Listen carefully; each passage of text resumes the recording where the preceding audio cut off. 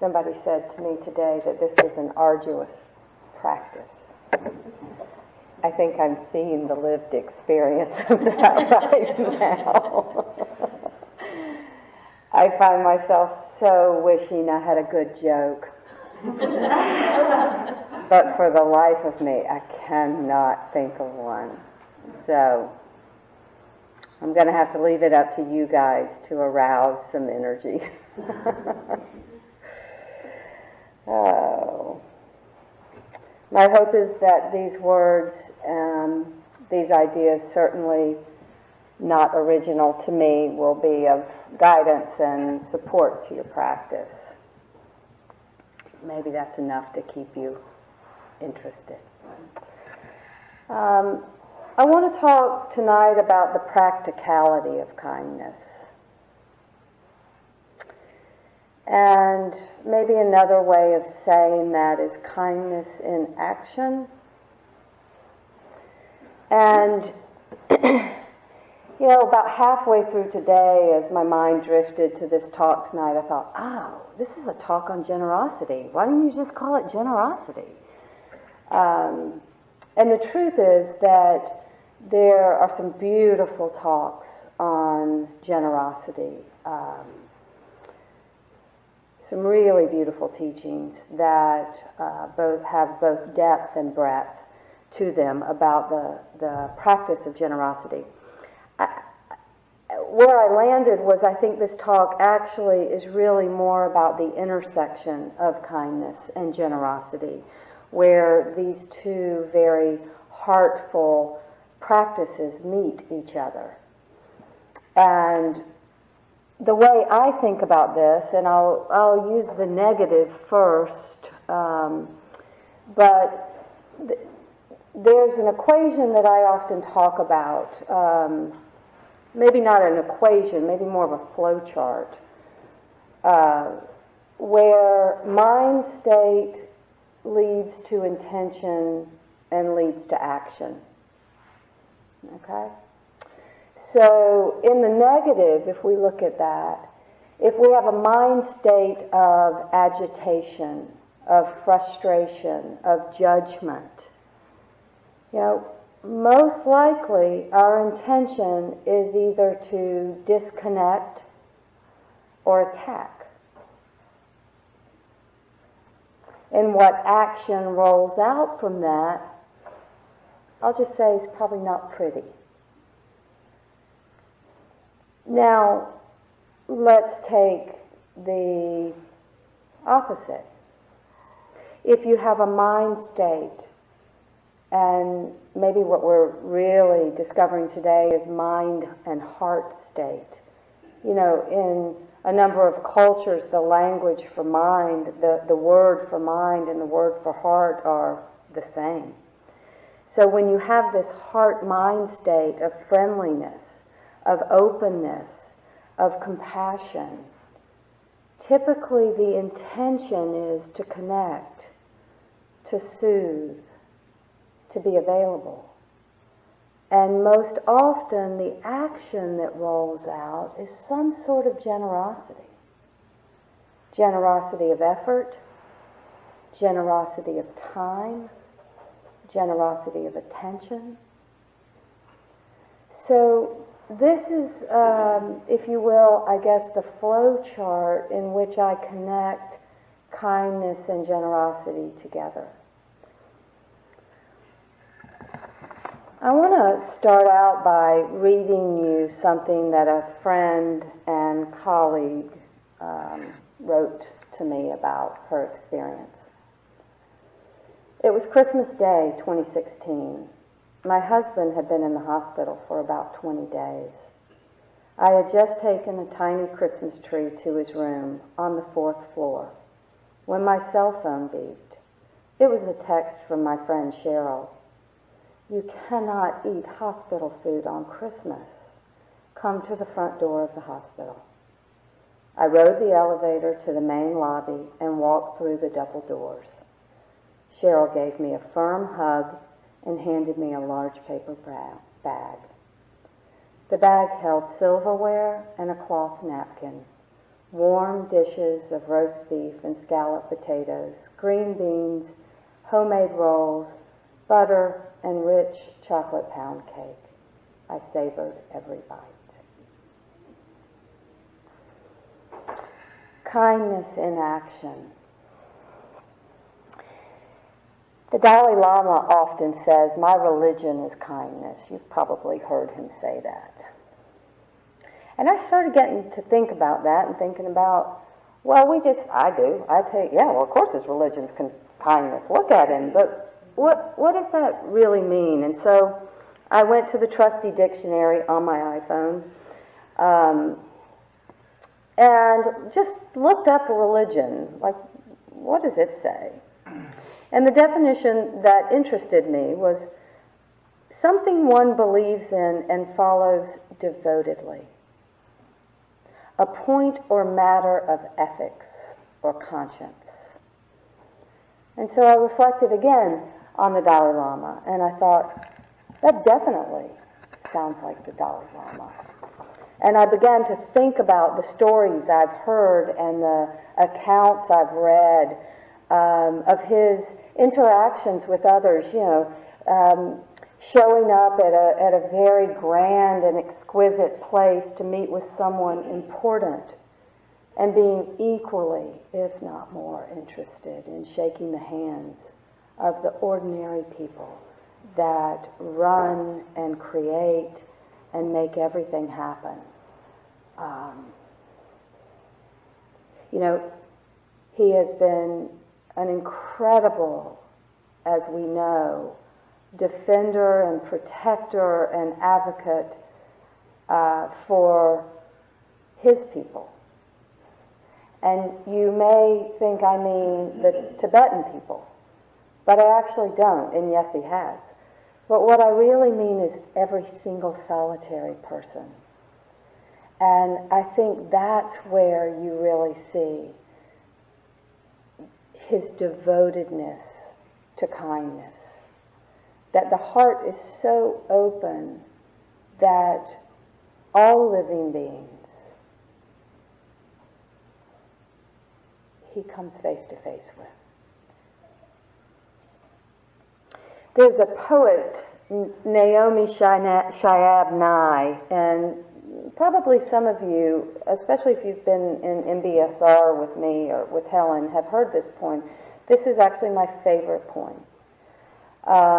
And I want to read it again because she speaks so beautifully to the practicality of kindness. But I'd like to invite you to listen to it not with an ear for entertainment, but with an ear for instruction. She is a really good teacher about the practicality of kindness. So, she says, "Before you know what kindness really is, you must lose things. Feel the future dissolve in a moment, like a salt in a weakened broth. What you held in your hand, what you counted and carefully saved, all this must go, so you know how desolate the landscape can be between the regions of kindness. How you ride and ride, thinking the bus will never stop. The passengers eating maize and chicken will stare out the window forever. Before you learn the tender gravity of kindness, you must travel where the Indian in a white poncho lies dead by the side of the road. You must see how this could be you, how he too was someone who journeyed through the night with plans and the simple breath that kept him alive. Before you know kindness as the deepest thing inside, you must know sorrow as the other deepest thing. You must wake up with sorrow. You must speak it till your voice catches the thread of all threads, and you see the size of the cloth. Then it is only kindness that makes sense anymore."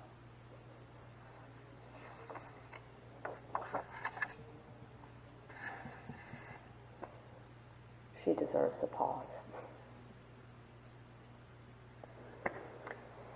It's only kindness that makes sense, that sends you out into your day, that once you know it can go everywhere, meeting everyone.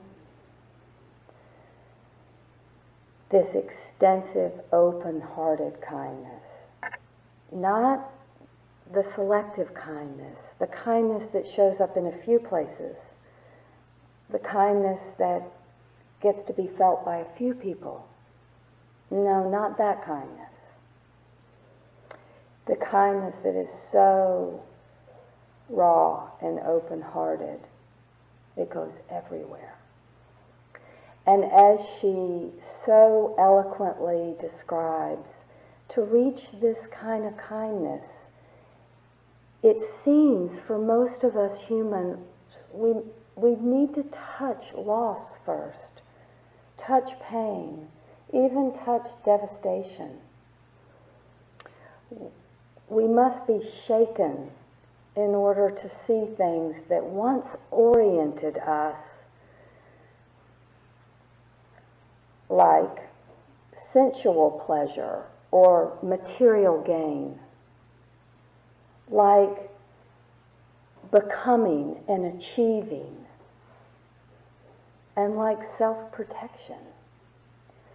That these orienting principles seem to leave us pretty dissatisfied and ultimately disconnected.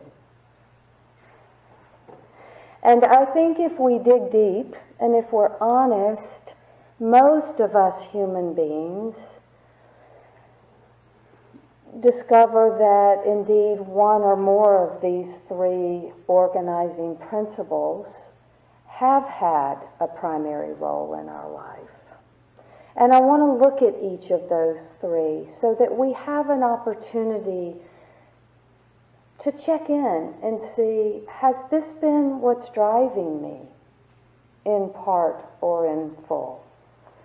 And not as a way to beat ourselves up, not in a way to beat ourselves up, but in a way to bring clear seeing so that it supports us in shifting if it's not working for us so well. So the first organizing principle that is pretty prominent in our culture is sensual pleasure or material gain. You know, the new house, the new car, the new outfit. As soon as I get that, life's going to be good. As soon as I have this house or live in this neighborhood, I will have arrived. But these things seem to be fleeting. They become worn out. They become old. They become boring. A better neighborhood pops up somewhere. New fashions arrive. And we're back seeking something new all over again. Or maybe achievement has been an organizing principle. I will finally feel whole and happy when I become a mom. No, a mom of two. Or when I graduate from law school or medical school. No, when I become the CEO, when I earn that PhD, when my business finally reaches 100,000 people, when I save X amount of money, when I run the Boston Marathon, then I'll have lasting peace. And yet that peace continues to elude us after a while. And we're back on the achievement merry-go-round. Round and round we go. Or maybe self-protection has been an organizing principle. Maybe you learned at an early age that relationships were pretty painful.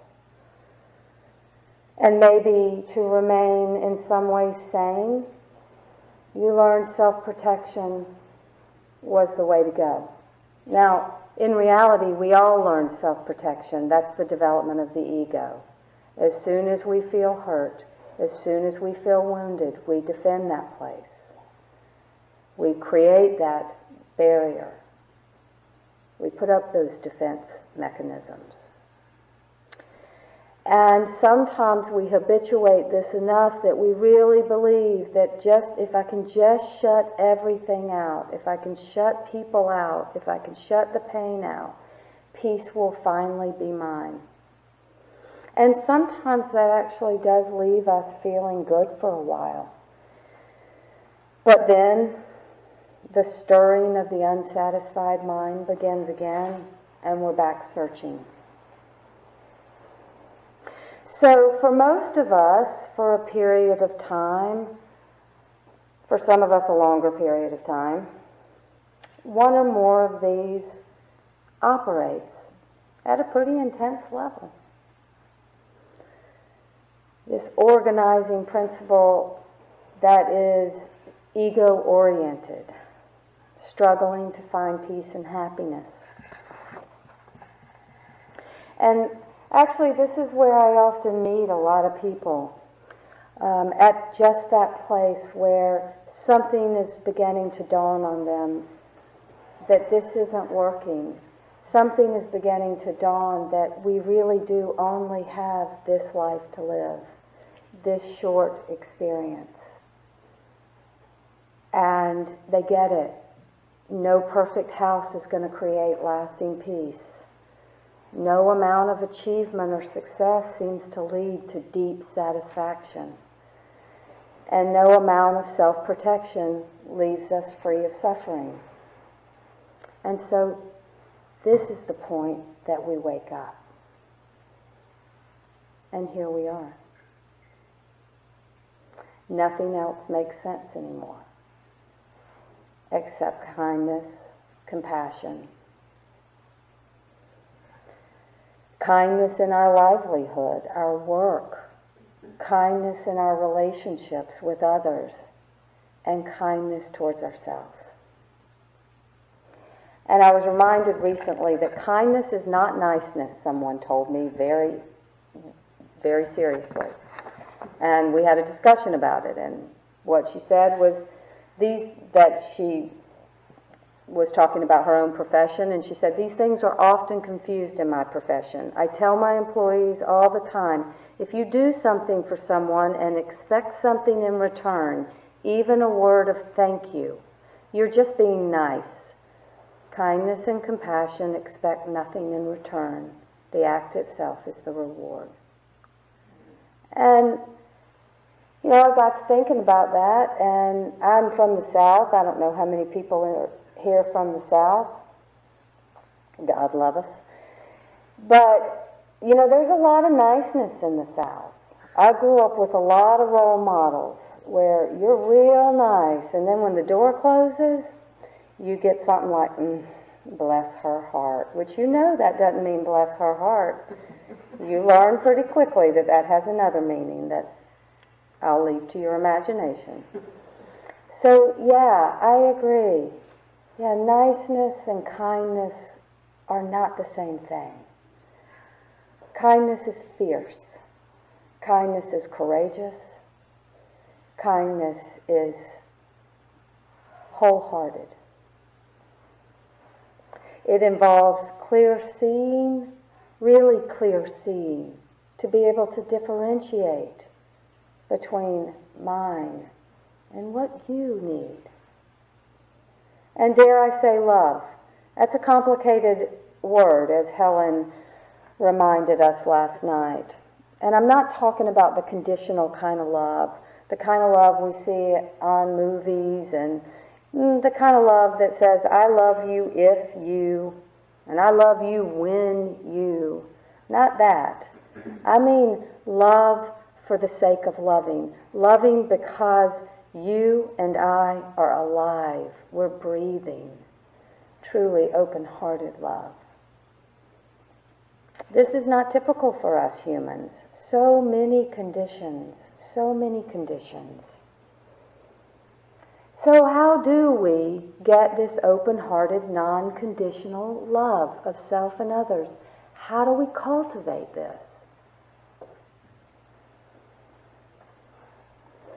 the Buddha said, whatever you frequently think and ponder upon, that will become the inclination of your mind. I don't think I've ever read a wiser statement. Let me say it again. Whatever you frequently think and ponder upon, that will become the inclination of your mind. You ponder on the new car you want long enough, you incline the mind toward greed and scarcity. Simple as that. You incline the mind, you think and ponder on kindness and compassion, and you incline the mind to notice, to connect, to be available. But how do we do this? So first, it requires attention training, practicing mindfulness, deepening awareness. Every one of us knows in here what it was like before we started meditating, when we were just one of the monkeys in our monkey mind. You know, that gym was rocking and rolling all day long, swinging, fighting, crazy acting. Not a lot of stability of the mind. When awareness is this small and our merger with our thinking mind is this big, we just simply become a slave to the thinking mind. Bam, bam, bam, bam, bam. There's very little clear seeing when that's the state of affairs. And then we start practicing mindfulness of the breath, mindfulness of the body. And what we discover is the mind starts settling a little bit, becomes more concentrated. We notice things more. We're available to the present moment, to what we really see, what we really taste. Helen and I were teaching a class the other day together, and somebody told us, and I'm not familiar with this, you guys may be, but I'm just passing it along uninvestigated, but it blew me away. It's true. The Skittles experiment. So basically, apparently, candy companies have discovered that it's really cheaper just to make the candy all the same in taste, in ingredients, but they change the color on the outside and the scent of it, and we believe we're tasting different things. Now, I don't know, you guys, that's not clear seeing to me. That's intense. So I'll say see for yourself. Go get some Skittles on the way home, and try it out. And please email us. Let us know what you discover.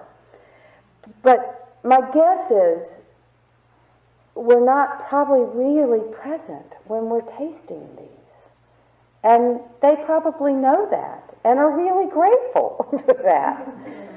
So we practice concentration meditation to stabilize the mind.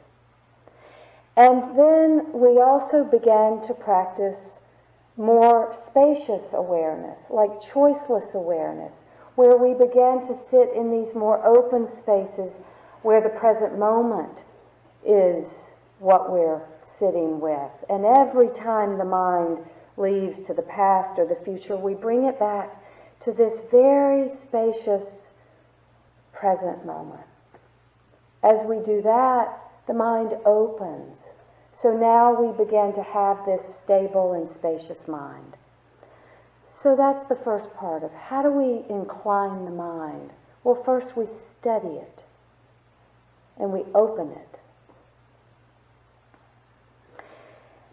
And then it requires training in a certain direction. And this is where loving kindness practice comes in, what you guys have been doing so much of the last 24 hours. This practice inclines the mind in a positive way. It opens the heart and allows us to touch kindness from others like our benefactor. We touch the kindness and the reciprocity of friendship.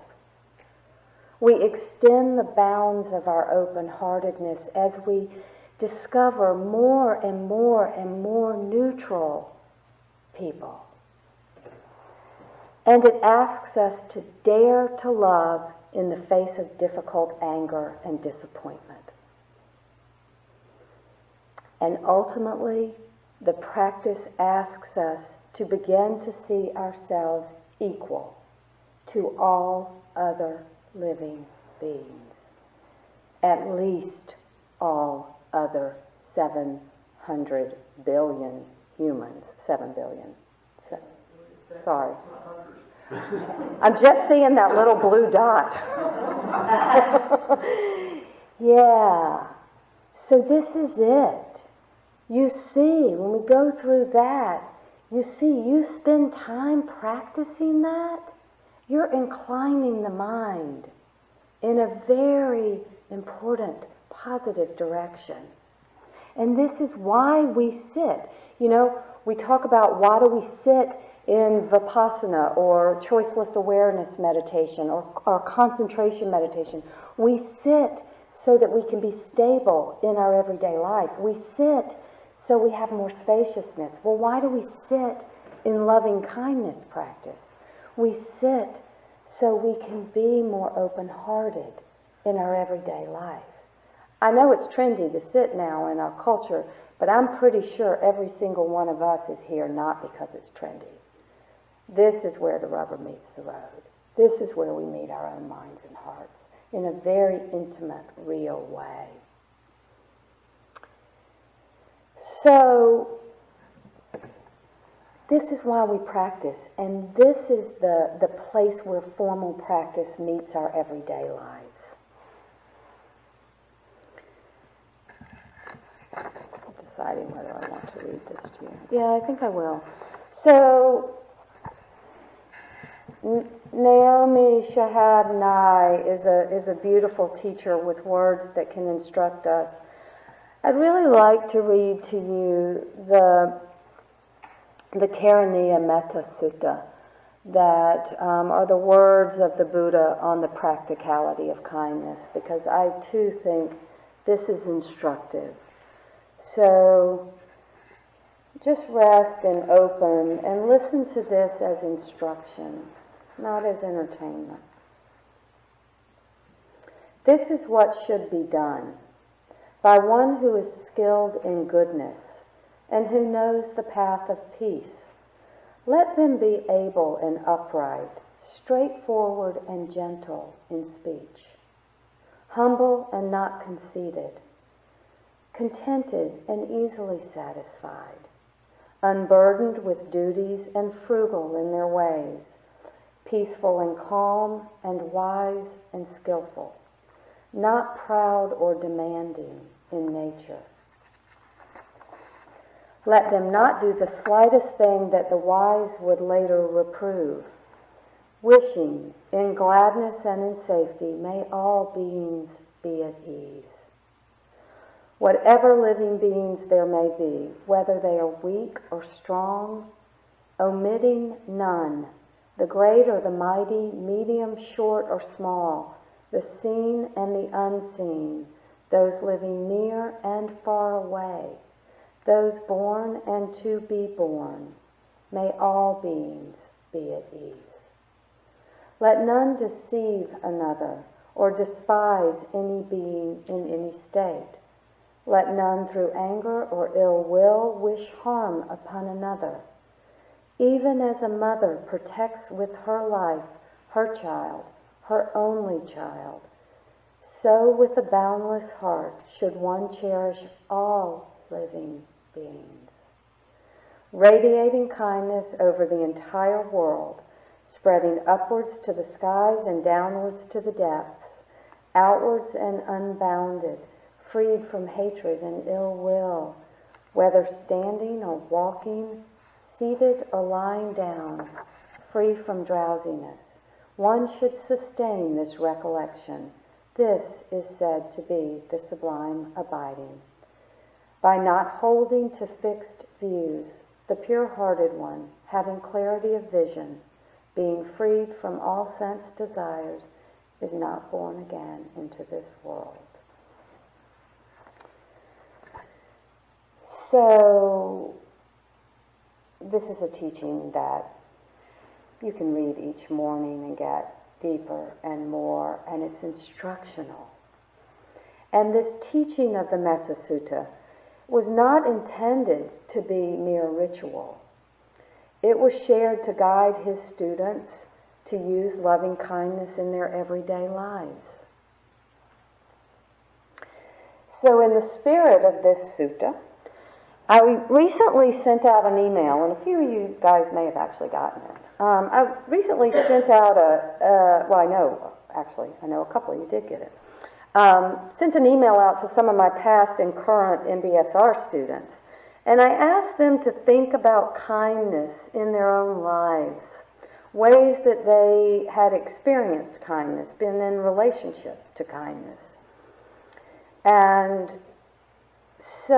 I asked them to think about it in three ways. Acts of kindness that others had done to them or for them. Acts of kindness that they had done for others. And then acts of kindness that they had done for themselves. And actually, I think it would be nice if we could just do a really short contemplation. I'd like you guys to put some intentionality into this, if you would. So just close your eyes for just a second. Typically, when we get rid of the visual field, we're able to access our mind a little bit better. So I just want you to pause for a moment. And I want you to reflect, maybe over this past week, or you can let your mind go back as far as you'd like to.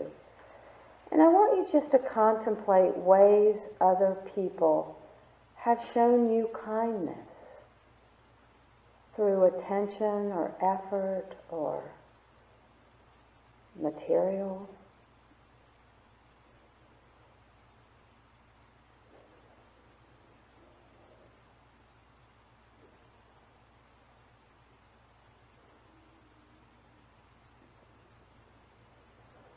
Maybe someone held the door open for you.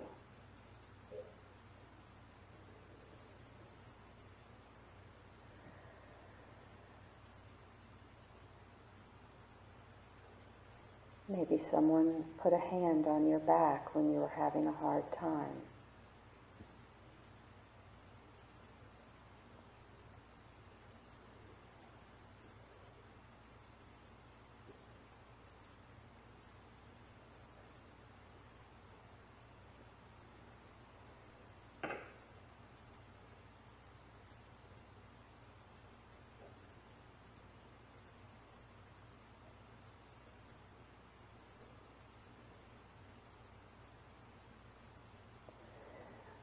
And now, just switching a bit, and I want you to let your mind drift back and remember times when you were kind to someone.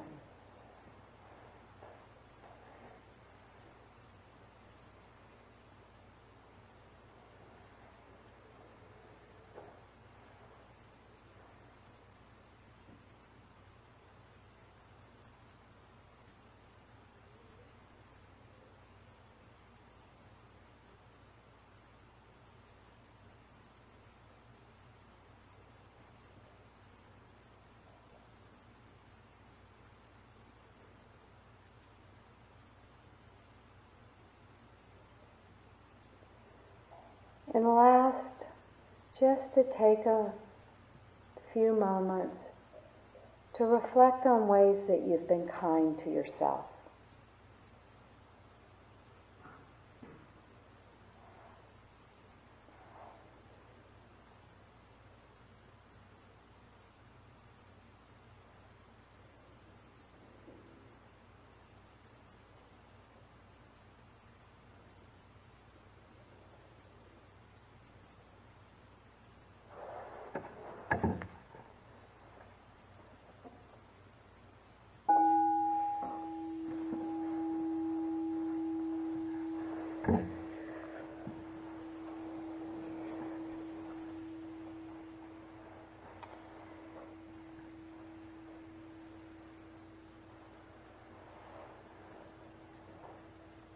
So I'm just going to read you a few of the responses I got back as you listen to these. It's interesting that often we have the belief that it's kind of braggadocious to talk about ways that we've been kind. And I'd just like to offer another way to think about that. When I hear ways that you've been kind to others, it gives me ideas as to how I might be kind to others too. So I see it actually as a real practice of generosity. It's just something to think about. So when I asked folks, how have you been kind toward others? One person said, last summer my husband and I noticed that some construction workers dropped a large box of thousands and thousands of 2.5-inch screws from the stop sign at Claremont Road in North Druid Hills all the way to our townhouse driveway. They were all accumulated along the sidewalk and road. They were everywhere. So on a Sunday night, he and I went out there, swept them up with our broom and our dustpan. It was scary with traffic, but so many people slowed down and thanked us.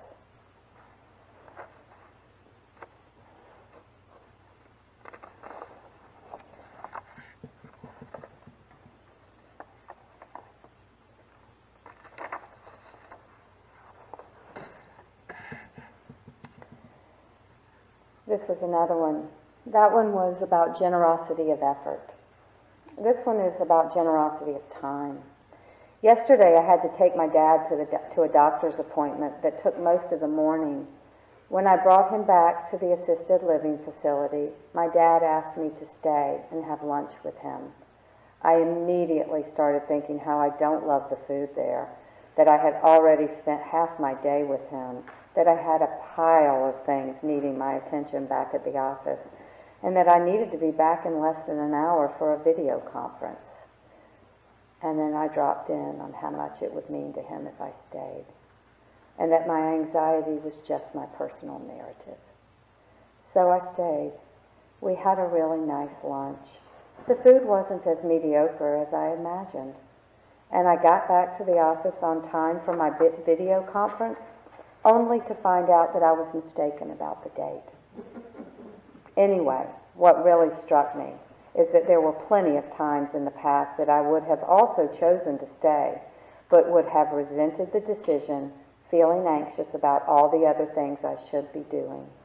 It's a big difference to choose an action and be able to just be with the experience, expecting nothing in return. I just love that. So a couple of other examples. We think of often as kindness towards other people, but kindness can also be toward other living beings. Unfortunately, I did not have a way to bring in a picture of my friend Boss tonight, but, we can offer kindness to animals, for example. We can offer, I wish I had it. I have a beautiful poem that I will read to you tomorrow. We can be kind to insects. We can be kind to all living beings. So Boss is a 2,000-pound bull that was castrated at about 3 months because there was a dilemma among my friend's father. He had 2 bulls, and you can't have 2 bulls. So Boss was castrated and became actually an amazing caregiver to many of the cows as they had calves. He really was kind of a nanny to them. My friend's father passed away, and no one would take Boss, and we had nowhere to go. So we took him to Sweet Olive Farms, which is a sanctuary outside of Athens. And if you have any interest, I highly recommend. You want to see kindness in glory, go there. So they generously took in Boss. I didn't know Boss. Boss was just kind of a story to me. I got to know Boss when he came up from South Georgia. And over the last couple of years, I would say Boss and I have formed a great friendship. And what some of you know I have a dog named Magoo, who I love dearly, and Boss is like a 2,000-pound Magoo. And he has developed relationships with other cows and is quite happy now. And he also, anybody that comes sees him, he'll lie his head down on your lap if you sit with him. He loves attention. And what began to break down for me as I formed this relationship with Boss was these delineations we make as humans about farm animals, domesticated animals, the animals we should be kind to, and the animals that really, their life is here for our pleasure. One form of kindness is to begin to challenge the idea that this earth is here for our benefit and our pleasure, and to begin to see ourselves as one among many species. This isn't an intended lecture, but it is an intended opportunity. As our heart softens and opens, I think it becomes very difficult for us to wall our heart off to certain things as a way to continue the narrative that we are the most exalted species there is and everything should serve us. I don't understand that anymore. And I'm deeply, deeply grateful to Boss, for one, for showing me that. Another way that we can show kindness, interestingly enough, is through refrain and renunciation. Refrain and letting go. So, and I mean to the earth. So, one act of kindness is to limit all of the material things we think we need. It doesn't take much anymore to educate ourselves about what all of our buying is doing to the earth. All you have to do is Google, where do all the clothes in the United States go? And you'll be greeted to pictures of countries all over the world that we export all the things we buy and then we don't want anymore and we throw them away. And they cover miles and miles and miles. And as the chemicals seep into the earth, they change the soil. They change the atmosphere. That just is. I have been,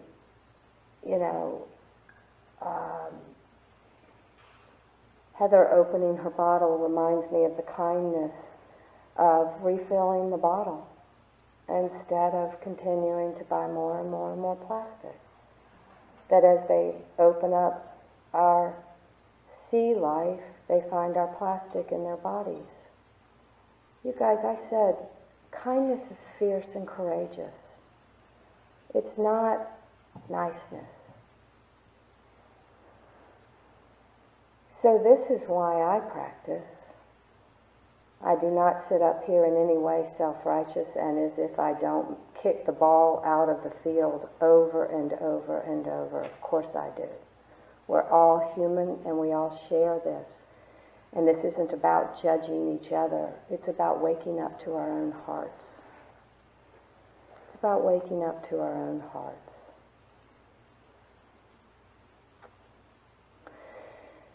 So, in addition to how we can be kind, we can also notice when others are being kind. So often I'm aware that I don't even notice when people have been kind. Getting ready for this retreat, Helen and I, we have no administrative assistant. Hence why your handout said, may you be string and healthy. Which I do have to tell you I had another chuckle about last night. Anyway, that's probably a little fatigued. But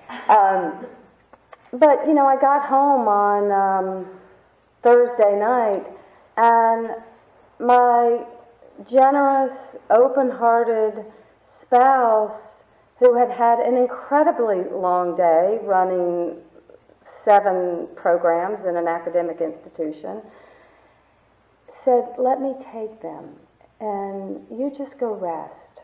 I'll go to Kinko's and Xerox them.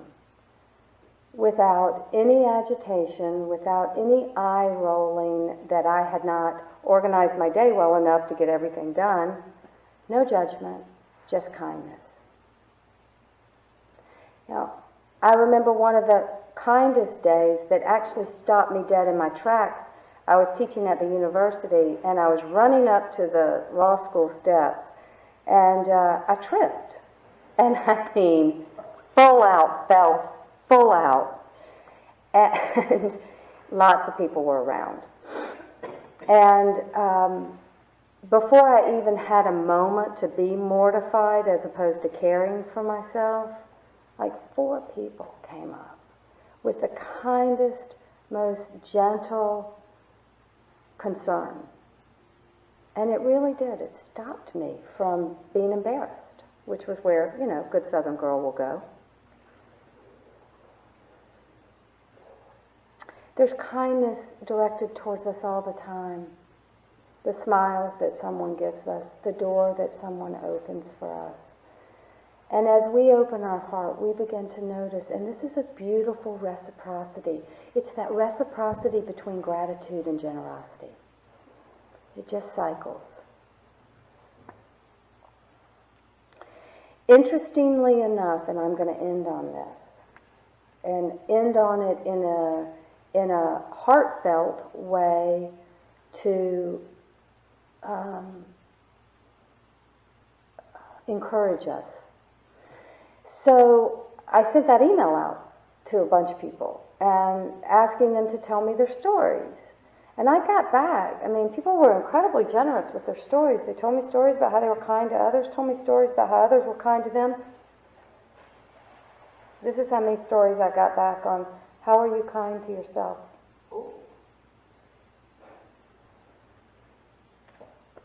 See what? Do I think that's true? No. I had just asked people that had just been in a mindfulness-based stress reduction course. I find that an incredible act of kindness to the self. So again, I don't think it is that we aren't necessarily kind to ourselves. You know, Helen and I were talking about this earlier, and you know, she was pointing out this is an incredible gift to yourself to spend this weekend like this. An incredible gift. And it isn't that self-absorbed give me, give me, give me that the default mind wants us to go into. It's genuine self-care that is nurturing to us and also creates the conditions for us to be nurturing to the world. So I want to end with inviting you to consider the ways that you're kind to yourself and embrace those. Really feel what that feels like in the body. It's a real motivator for more kindness. So I will end there.